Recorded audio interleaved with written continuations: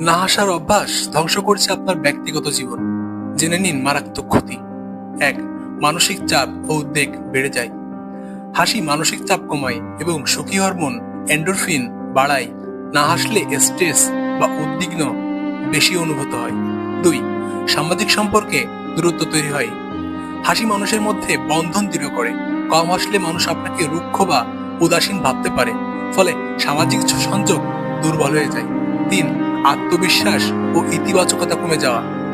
যারা বেশি হাসে তারা সাধারণত আত্মবিশ্বাসী ও ইতিবাচক থাকে, ফলে কম হাসলে নিজের প্রতি বিশ্বাস কমে যেতে পারে এবং আত্মসম্মানবোধ কমতে পারে। 4.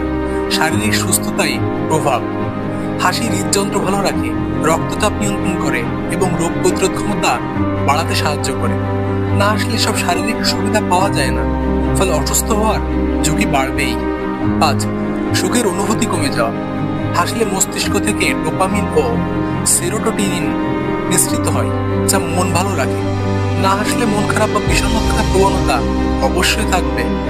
তাই জীবন যত কঠিন হোক, প্রতিদিন অন্তত কিছুক্ষণ হাসুন।